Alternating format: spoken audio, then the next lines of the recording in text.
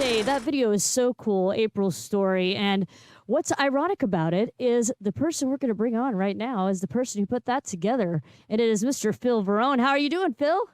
Hello there. I'm doing quite well. How you doing? I'm awesome, man. Yeah, so what a lot of people probably don't know is you and I have been working together like almost a year, I guess since January probably, Yeah, on stuff for Drumathon 2022 because you actually edit videos and create I do. videos left and right. Yes. It's so Yes, cool. it's been a challenge. We because as you know, I did the promotions for last year's Drumathon and played it, which I had a blast, by the way. And so I tried to like outdo the last promos, and it's fun to build them and put them together. So yeah, that's I've been doing editing for years now, and it's been my passion. And most recently, I've been probably, when I say recently, within the last 2 years, I started directing videos, editing videos as well. So I'm kind of like the go-to at all my friends' bands. Chris McClernand, he was in Saigon Kick. He's in my new band, Panic Boom. He has a side band, and I did all their promo and their videos and stuff like that. So it's a lot of fun. That's super cool. What is the name of your company? Oops, it looked like we got hung up there, guys. So we're gonna give him a second to get back. It looks like it's hung up, so we'll give him 1 second to hopefully get back here. But guys, if you missed it, Phil Varone is joining us. He was the founding member, one of the founding members of Saigon Kick, and he also played with Skid Row. And he does a lot of video editing, and in fact, did all of the video editing for Drumathon 2021 and 2022 so far this year. And Phil, you locked up on us for a few seconds there, but you're back now. You all right there? Hold on a second. Let me check this. Yep, you got it. Hold on. Yeah, No worries. it's that Ethernet. That it was a loose Ethernet cord. Oh no, Yes. you're good. Anyways, yes, I'm back. So I don't I know what think I was saying, but basically that I enjoy the editing, and yes, I don't have a company name, so if anybody wants any editing or directing, just to contact me through Facebook, or that's the easiest way. yeah, and So you're super active on Facebook too. I right. always love your Facebook posts because they're never dull. You know, you always have a lot going Yeah. on. So Well, I try to, with Facebook especially, because everything's so crazy in the world today, and I try to keep everything just funny and just light, because we have enough issues, and Facebook has been one of those places that has kind of, spread a lot of stuff, and I don't like to really, get involved in all that stuff. So I just like to have fun and kind of make fun of myself in doing so. So I think that's a good break for people too, that they just can come onto a page and laugh and not be and shot that's with all this other stuff. right, right. Well, and that's the thing is I think people forget that Facebook can be a place for fun. It doesn't have to Mhm. be all the bad stuff that you see, all the negativity. Right. There's a lot of places out there that are, you know, a lot of positive energy and fun to hang out at, and your page is definitely one of them. It's very cool. Yeah, I think initially Facebook was kind of fun, and then it like anything else, it just gets certain elements in there, and then it turns into what it is. So for me, it's my page. That's what I do. Whatever else anybody else does, that's their issue. On mine, I like to have a little fun, so it works for me. Amen. Well, I definitely want to get into like what you're doing musically now and everything, but I want to start from the beginning. I'm like one of those people who likes to go in chronological order. Yeah. So the first name that we know for Phil Varone is Saigon Kick, and Right. of course you guys were doing great back in the '80s and Yeah, had a we got large we got following. signed in the 90s. Uh-huh. We started in 88, and we got signed in 1990, and our first record came out in 91. The hit record came out in 92. That was The Lizard, and that had Love Is on the Way on it. And right after that, our singer had left the band, and then we did two more records, and then kind of disbanded. It just happens that way. So So how did the band come to be? Were you guys like friends from high school or anything like that? Were y'all based out of LA? no, we were in a town, Coral Springs, Florida, which is it's west of Fort Lauderdale, Florida, to give it, to put it in perspective. So if you're in Fort Lauderdale and you go directly west, you're Coral Springs. In fact, Parkland is part of Coral Springs. So we actually, Saigon Kick went and did the benefit concert after that horrible shooting. But that's where Coral Springs is, right where Parkland is, and there was nothing there. We put the band together. Jason Beeler, the guitar player, is a high school friend of mine. I met Matt and Tom, the original bass player and singer, when Jason gave me a call and said, "Hey, let's let's do this." And there was no scene at all, nothing. And we just decided to like just basically take over. Brian Warner, who is known as Marilyn Manson today, he was our press person. He did all our press for us. And he was, he's such a smart guy and talented guy. So he was writing all these great articles about us, and they were getting picked up by Billboard and all these great magazines. And before long, we ended up on the desk of Jason Flom, who was the vice president of Lava at the time, Atlantic. One thing led to another, and they came down to see us. Atlantic Records did, and they signed us with, and they brought Michael Wagner. So it was kind of like in 2 years, we had this idea and we got signed. Wow. How old were you when all that went down? I was 23, I think, something like that. We were kids. Yeah. I remember going to practice one time. I just turned 21. That's what it was. And I bought a beer and they didn't card me. And I was so mad, because it's like, that's what you wait for, that 21. It's like, yes, I can drink. Right. And they didn't even card me. But that was on the way to Saigon Kick rehearsal. So I was 21 when we first formed the band. Yeah. So I was 23 when we got signed. That's so crazy. So was there like a big chunk of money that came to you at that point in time? I mean, like, how did that affect you being signed so young?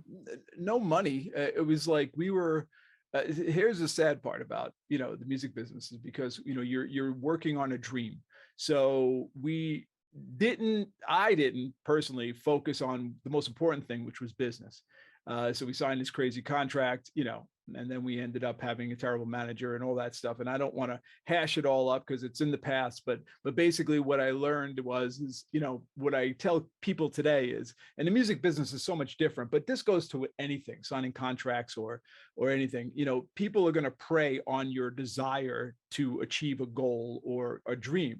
So, and with that, you get kind of blinded and you don't really focus on the important stuff, which is 10 years from now.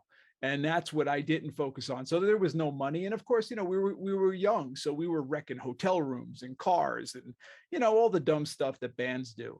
And, I think on our first record, we got, if I'm not mistaken, it was 175,000 to record the record.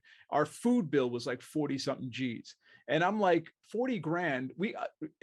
What's so funny about all that is we just did a record, my new band, Panic Boom.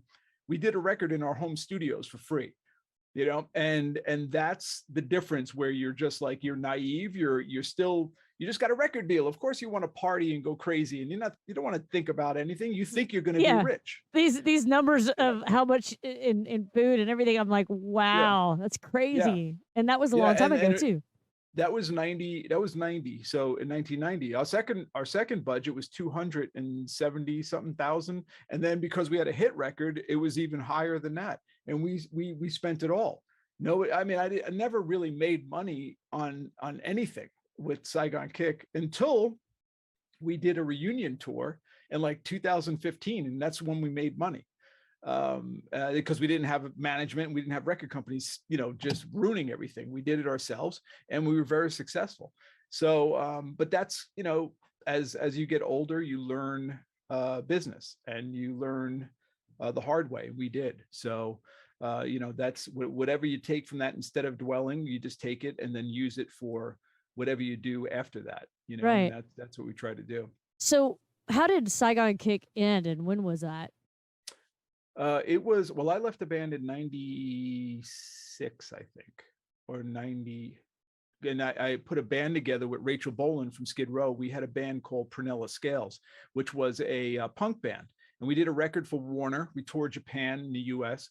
And then I joined Skid Row. So it was the Saigon Kick. I'm on 5 records, I believe, with Saigon Kick. I think they did one more after me, and then everybody kind of went off and did their thing. But yeah, I was just kind of burnt out on the band. It was, and then the band just kind of did different variations of it, and then kind of disbanded, and then would come together for a show or two, whatever. In fact, I'm playing next week here in Vegas with the guitar player, Jason Beeler and Jeff Scott Soto. they're playing a club, so I'm going over to play with them. That's So it'd be fun. that's Yeah, so awesome. So when you yeah. got with Skid Row back then, that was during the time when Johnny Solinger was the lead singer, right? Yes, Johnny they just got John, and I was since I was playing in a band with Rage, they just got the Kiss tour, and the drummer that they had, this guy named Charlie Mills, great dude.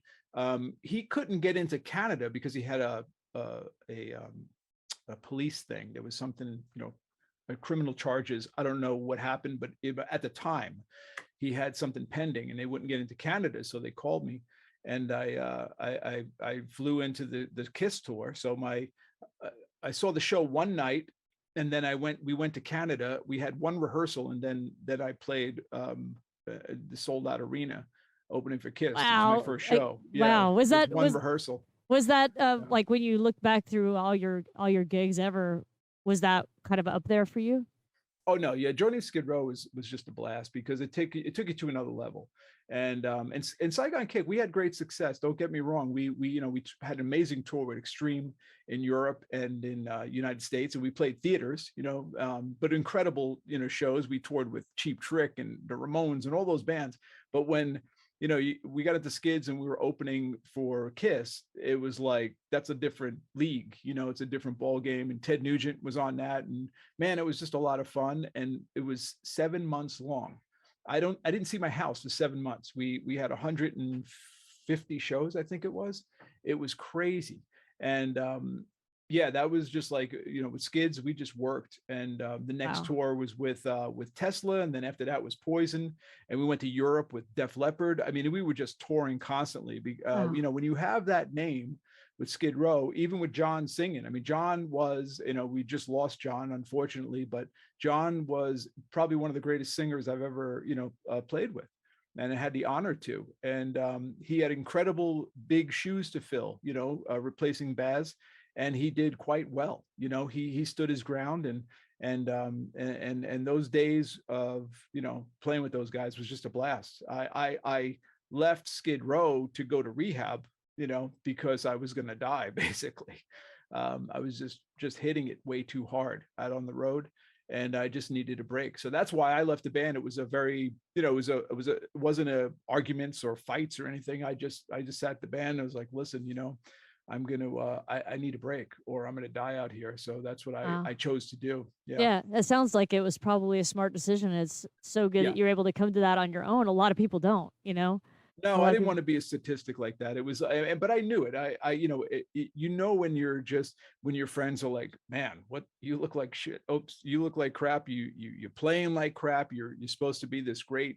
And you start thinking about all that stuff. And once it starts affecting the show, because I wasn't going on stage loaded, what I was doing is my body just wasn't catching up from the night before or whatever, and that's just, that's bad for the fans. It's bad for the band. And I just needed to kind of get my head together, which I did. And I ended up moving to LA and doing comedy and acting and all that stuff. So it was actually a pretty good a welcome break from the business. For those people that are watching right now, Phil, a lot of people may or may not know that Johnny Solinger is from Dallas, Texas, and Yes. and you and I've talked about this before that when I first started playing out in the Dallas area back in '88, we were always paired up with Solinger. The band was called Solinger, Yeah. named after Johnny's name, and we were paired up with him constantly. So I knew him for many years before he got into Skid Row. So we were all, as people here in Dallas, we were all behind Johnny and just so excited for him when he got that gig. And I thought he did fabulous too. So it's really Oh, cool he's amazing. that you got to play Amazing. with him and hang out with Yeah. him and know Johnny like a lot of us here in Yeah. Dallas. You Yeah, know, no, I have fond memories with John. We used to call him Johnny Singo because Tombstone was one of our favorite movies. We used to watch Tombstone on the bus, and the character Johnny Ringo. So we called Johnny Singo, and he was, just the guy that can make you laugh. He can, he could drink, he can whoop it up. Solid guy, very very respectful, solid guy, and missed. It was shocking to hear that we lost him, and very sad. But his stuff is on record. You can go listen to his voice. He had one of the greatest voices out there. So definitely, and the record I did with Skid Row, Thick Skin, is one of my favorite records, believe it or not. I mean, I know a lot of people didn't hear it, but if you want to hear some great songs, I mean, Rach and Snake wrote some amazing songs for that record, and Johnny, crooning on top of it. It's a really, really good record. So Yeah, it's definitely a go out. hard driving heavy album. It's a Yeah, yeah, and it it's a, has its moments. There's yeah. great songs on there, and it didn't really get noticed as much, but it's one of those records that if people put it on, they would put it in their top records for sure, their favorite records. It is for me. Yeah. So you mentioned after you left Skid Row and got your head clear essentially, you Yeah. started doing comedy. So you were doing stand up? Right. Yeah. Yeah. I went to Craig Gass, who's a good buddy of mine, who was on the Howard Stern show, and he would come out and see the shows all the time, and we would just sit there and do impressions and have a blast. And he goes, "Man, you need to do stand up." And I go, "Yeah, you think I'm funny, but making everybody else think I'm funny is going to be definitely harder than I thought." But yeah, I went to the Improv, and using the band, I guess, I said to them, "Listen, I'd like to do a show. I'd like to host a show." And I came up with the Sex, Stand Up, and Rock and Roll show, which I'm a big fan of old variety shows. My father was a big fan of the Dean Martin roasts and Mike Douglas show and all the cool stuff like from the 70s and stuff. So I love that the whole idea of a variety show. And so that's what I put together, and we had everything. And what it ended up being was, they tried it on a Saturday night, I believe it was, and I did it bi-weekly. And before long, the place was packed to the rafters. So what I would do is I would have a variety show. I have comics, ventriloquist, but at the end of the show, I would play drums, and I'd have a rock star friend come up, and we would do a couple of songs. So we play, music as well. And we gave away, all kinds of fun stuff and audience participation. And it got to the point where we did so well, like our bar tab for one night, it outrang the whole weekend of comics. It was incredible. And then all these comics started, wanting to be on the show. But when I first started doing stand up, I used to run around with Chris D'Elia, and Chris was just starting out as well. We started around the same time. And in our class, in our graduating class of comics, was Chris D'Elia, Whitney Cummings, Natasha Leggero, and all those people that are huge stars now. We were just running around doing rooms and having fun. And Nick Swartz. And so every time I had a show, I would have a surprise comic because the word got out. So basically every huge comic did my show because I had the crowd, and they were a wild crowd. And they, so like Dave Attell would come in and go, "Hey man, I'm doing the Tonight Show. Could I do like 12 minutes? I'm like, "Take the stage." Nick Swartz and Adam Sandler came down with Kevin James. I mean, it was just like everybody was there. It was one of those places, and we had a blast. I did it for like 3-4 years, and then I moved to Vegas. So Wow, that's so cool. And I love the concept of like a variety show. You made me think of yeah, like Hee Haw or yeah, and I like just as love it. like the Donnie and Yeah, Marie show or the Barbara Mandrell girls had something too. I remember when in yeah, the 70s there were a bunch of shows that were variety shows that were really cool. And that was just like more of an up-to-date version, what you were doing. yeah, yeah. And it was just like, I Doc McGee, who was our manager and probably one of the smartest guys that I know, said, you got to be PT Barnum. If you put anything together, be PT Barnum. And what he meant is you got to put something for everybody in there. And I promoted my show as a one stop. We got rock stars in the audience. We got famous people. We have girls. We have adult stars. We're giving away toys. We're giving, we have up and coming comics. We have huge comics. We have rock stars singing. It was one of those events. Bud Friedman, who owns the Improv, came out to meet me because he was like, "What's going on here?" He didn't even understand. Like, it was like he never heard of me, obviously, and I come out of nowhere and just like took over the place. So it was a lot of fun, and I learned so much because all I wanted to do was host. I really never wanted to be a stand-up comic and be a comedian, I should say. But I recommend this to everybody. Go up and do 5 minutes because everyone needs a little humility because it's you versus the room, and you just have a microphone in your voice, and it's something special to do. It really is. And it changed me. And it also helped me with public speaking, everything. It's like you just you get fearless after you do that stuff, especially when you bomb. Brutal, but you Yeah. don't care. Who Yeah. cares? Yeah. You got to start somewhere. And you're right. That's a lesson in humility. It's awesome. Yeah, no So, doubt. so you mentioned that you did that for about 3 years and then you Yeah. moved to Vegas. So what did you start focusing on then? In Vegas, I was doing. That's when I did. I was directing for Vivid, and I was doing lifestyle movies, and I did Playgirl back then. I was doing all that stuff, and just exploring. I came. My theory on life is simple. It's like, if it's not hurting anybody, and it's not going to do anything to the people around you, whatever, enjoy life. So people frown upon certain things, and that's great, no big deal. I don't really subscribe to that, and I don't care about what others think outside of my surrounding people. And I just wanted to explore doing some stuff, and I did. I just never wanted to be on the deathbed and go, man, I just wish I would have Yeah. done that. Telling And you, man, it's you like know you have not come close to being one of those people who's like, I wish I had done this, because you've yeah. done so much. It's awesome. Right. But I mean, even in yourself, when you get that, you get that kind of news of breast cancer and stuff, and your life is kind of, think about that. Like, oh man, I don't know, I wish I would have done that. I wish I would have done this. Yeah. I just do it, Yeah. and, I'm getting older, and for a long time, I never thought I was old. Now I'm realizing I'm getting up there. As soon as my daughter turned 30, I was like, okay, you're getting old. But Right. yeah, I just decided to always just have fun, and do whatever you want to do. I think that a lot of, and this is my theory, of course, a lot of pent up anger and frustration, and what we're seeing today is from people not being able to just be themselves. And I just feel that if people just lived and not worried about what was said on Facebook, but kind of went outside and enjoyed life, or do something for you, and not pleasing others per se, just do it for you, please yourself first. I think it would be a better place and calmer. So that's what I do.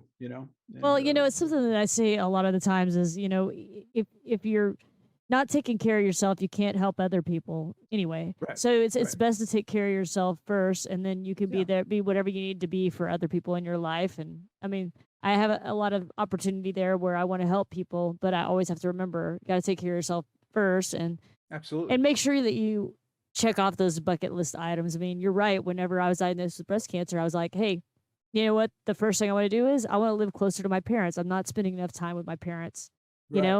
And right. so that's the first thing I did is I moved closer to my parents. And I got opportunity with a great band to play a lot more, and took that too, and no regrets. It's the way to go. I think you're right. Yeah, So and I think that it sometimes it takes you know s- kind of like something that catastrophic to kind of shake you and go, okay, I'm going to do this and this, because I think we take things for granted every day. So I always say to people, like, just think about it for a second. Like, if you were gonna, if you had, God forbid, I mean, my dad was diagnosed with cancer, unfortunately, we lost him, but like, I had 75 days with him.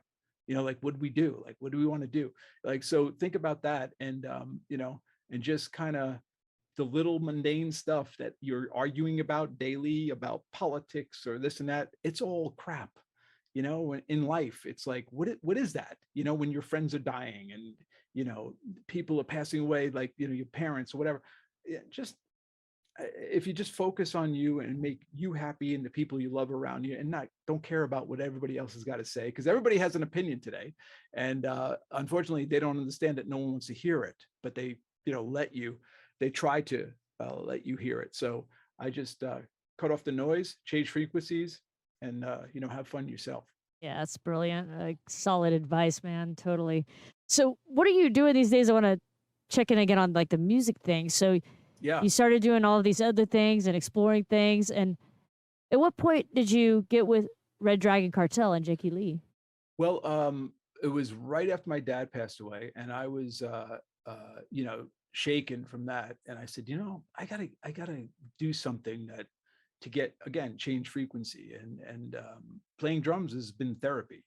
As a drummer, I can't, if I'm mad and I get on the drums, when I'm done, I'm not mad, because we just get it out. It's been my therapist. The night that John died, Johnny Solinger, I was recording the Panic Boom record, and I played, the song is called What We Want, and it is the angriest drumming that you'll ever hear. And I got the song in like the second take, but I did like 20 takes of it because I just needed to. So yeah, that was where my head was at, after my dad passed. So I got a call from a good buddy of mine, Scott Wilson, who plays in Saving Abel, and he was being very like shady. Hey, can you play drums like just naming drummers, all this stuff. I go, Bill Ward from Black Sabbath, and I go, yeah, I'm a drummer. What do I go, I can't. If there's a style of music I can't play, I'll tell you. But if it's rock and roll, I could play. I go, why? He goes, well, there's this band looking for a drummer. They're keeping it, quiet. I can't tell you who it is. And I'm like, you're killing me. So after like an hour, he finally said, yeah, it's Jake E. Lee. I called Ant. I've known Ant for a while, the bass player. And I called him and I said, I'm flying there. I didn't even wait for them to say, hey, come on down. I was like, send me a couple of songs. I'm going, because I was on a mission. And my audition lasted for 7 days. I stayed I was in Pennsylvania at Anthony's place. And yeah. And for 7 days I played with Jake, and I had no idea if I was in the band. He was actually, he was busting my couillons though. He because the singer Darren, finally I was so stressed out from it because I didn't know if I had the gig or not. I've been there for this 7 days. So I tell the singer, Darren, who I love dearly, I go, dude, am I in this band or what? Because I'm stressed out. Like I need to know. He goes, what? He didn't tell you? I go, what? And he came over. Jake said, so you want to be in a band? I was like, yeah. He goes, not a lot of money. I was like, never was. I'm here for the music. He goes, right. Welcome. And that was it. Yeah. That's awesome. So did you guys record many albums together? We did one record, Patina, which is, let me say this about Jake. Jakey is, I have so much respect for him. And I learned more in that studio session than I did for my whole career. And I'm not taking things away from the bands I played with. The way Jake is, he's a drummer guitar player. Like he is so aware of everything in the song, and he pushed my limits, which I loved so much. And he got a performance out of me that by far is the best drumming of my career, is on Patina, that record. It was incredible to play with him and tour with him. And it just probably one of the greatest experiences. And I'm so grateful for that. And yeah, it was a blast. And and that carried over to the Panic Boom record, which we just recorded. It's actually coming out October 28th.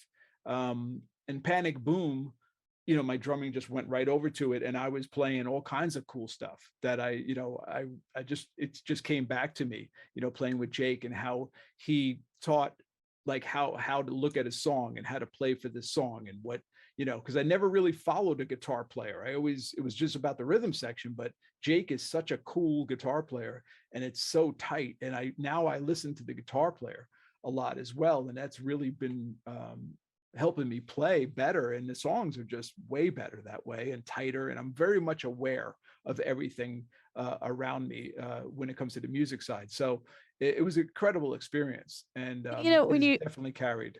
Yeah, when you were describing, playing to the guitar player, it made me think of I was a huge Badlands fan. I just loved Badlands, perfect. Freaking loved Badlands, and the song that came to mind when you were talking was High Wire, and how the drums really go with the guitar in that. I recently did a drum video of that song, and I was like, man, there's a lot going on with this song, but like the drums are happening right with the guitar, but they're not like fighting, and somehow it's still smooth, and it's not like you're playing over the song. You're still playing to the song. But there's Jake. It was so cool, and a lot of the Badlands stuff was like that. I wondered if he must have had a lot to say back then as well. Well, yeah, he did, and Eric Singer was playing initially, and then they got another guy. But we were playing Badlands. We played those on the road, so I learned the Badlands songs, which I just loved playing because it was so fun. And that's exactly right. If you listen to Jake's playing on that, it's basically what patina is, and but he's a very generous player. And but there were certain things. It was funny when I came in there. Jake's like, I don't like China cymbals, no Chinas, but he likes he. There's a I'm not a big person to crash a lot, but he loves accents, so that's why I play the way I do now, because I kind of took a little of that. But he loves those accents, and if you listen to Badlands, listen to the Patina record. It's on iTunes and everything. If you want to hear some great stuff, there's a song called Speed Bag, which is the most brutal tune drumming wise, because it reverses in the middle of fills, and it's so nuts. But when I first heard it, I just like, whoa. And then Jake kind of, he sat down on my kit. He can't play drums, but he could play. And man, he just, he knew what he wanted to hear. And when you play with a guy like him, you just want to be great, and people expect you to be great. So it just pushes you to be great. And that's what I did with him, and learned so much. So now, it carried over to the Panic Boom record. And that Panic Boom record is something special. And it basically, the Panic Boom band, I formed that band in 1994 when I left Saigon Kick for the first time. I put a band together. I got a budget from Atlantic Records, and we recorded a demo of like 5 songs. Atlantic passed on it, and then I went on to other bands, and the band we disbanded, but we never left the band. We're like Hotel California of bands. You check in, band like that, yeah. It's just like there, and then you like call them up anytime. It could be 2 years. You'd be like, hey, you want a gig? And like, yeah, sure. Want to do an album? Sure. Exactly. And then you don't talk. It's cool. I love that, though. Yeah, and you pick up right where you left off. And it wasn't 2 years, but it was 28 years later. And that the record is called 28 for that reason. It was 28 years later, and I called them, and I said, look, and I went across the old demo tapes, and you guys want to do a new song for the documentary and all this other stuff? And he's like, yeah, let's do one. And one song was so much fun, we ended up doing recording 11 for the record, but we have like 20 something written. And the first single that came out, which was Revolution, was actually a song we wrote in 94. So there's actually songs on this new record that are 28 years old that sound the same as, like they're perfectly relevant and sound today. So it was kind of like, okay. And we did the record, and Chris McClernand, the bass player, who was also the bass player in Saigon Kick with me, the rhythm section, he produced it and mixed it. And I do all the videos and the production end of it, and we're just having a blast. So the record comes out October 28th. The new single comes out September 28th, and the new video that I just finished editing comes out on the 28th. But panicboomband.com, that's the website, and you can go on there. It has everything up to minute on everything, so you can check it out. You guys on all social too? Yeah, Facebook is Panic Boom, Twitter, Panic Boom Band. It's all Panic Boom Band or Panic Boom. But if you go to panicboomband.com, it has all our links to everything, to our social media, to the digital platforms that you can hear the new songs on. And we're doing a pre-order thing, because I created a digital, and when I grew up, I loved getting albums and opening them up, or CDs, and you check out the booklet, and we kind of lost that. Yeah, right, I totally miss that. Yeah. Right. So I made a digital one. So if you, when you buy the record, you get a digital, which is basically looks like a booklet. It's a video though, and it turns the pages, and the lyrics, they have the chorus, the songs are underneath it. So it's kind of fun, because you can do an interact with, it's a video, so you can do anything. So I did that for the fans. So if you buy the record flat out from us, you get that digital book with it, and you can, go like old school, read the liner notes and all that stuff. That's the thing that I miss, is like so much music coming out. I'm like, man, who wrote the lyrics to that, or who wrote the music, or whatever. And I used to love looking at that when I would buy CDs back in the day, and I miss that so bad, I'm sorry. My girlfriend is cooking, and usually the fire department shows up every time she cooks. So I apologize. The alarm just went off. Dinner's Well, ready. Anyways, I'll start. I'll be sure to watch and make sure no smoke is showing yes, up behind you or smoke just anything. starts coming in. Good. Fire department comes in. No, she cooks. She cooks great, but it's just it's those times when it's like every time. But anyways, Awesome. So, what's going to happen after that album is released? Are you guys planning to do any touring, any gigs local, or is everybody based in different places? Is yeah, anybody? Okay, yeah, we're wow, all cool. over the place. We Uh, we we did this record. We haven't been in a room together since '94, so we did this record from all parts of the country. Yeah, so I don't know if we're going to play or not. I don't know because I'm just so excited for the record and the fact that we're doing music, and just putting music out. I think that's been my satisfaction because it's more of a hobby right now. It's not my career or anything anymore. It's part of my career, but it's not something that like it was in the old day. You're stressed out. You got a label and you got a time frame. We just did some songs, and they came out great. So I'm doing the videos, and we're just as they're ready, we're going to put them out. If a show is warranted, we'll do one. But right now it's like, one guy's in South Carolina, one's in LA, I'm in Vegas, the guitar player's in Florida, another one's in Florida. So it's like we're scattered. So it would be a chore to get together. But who knows?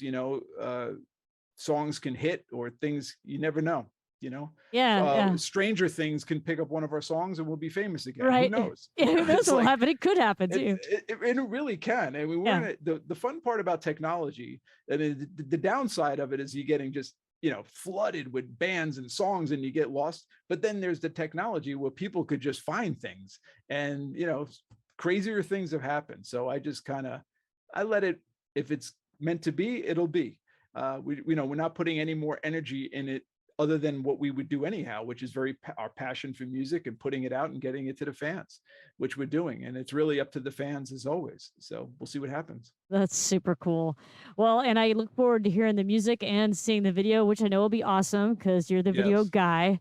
And I'm Yeah, already thank you. thinking that we're gonna have to hire you to do some metal shop videos and a breast cancer can Yes, stick it promo for the band, breast cancer can stick it band, I and would love stuff to. like that. Because I mean, working with you, Phil, has been such a pleasure. And Thank I you. mean, on behalf of me and like the whole Dramathon committee, we're so freaking grateful for you. You really come in and like save the day for us. Like we wouldn't have any cool stuff video wise if it wasn't for you. We're just Well, super thank you. thankful so much. Really, really I appreciate appreciate it. your support. And also, I don't want to forget to mention you're going to be co-emceeing Drumathon Yes.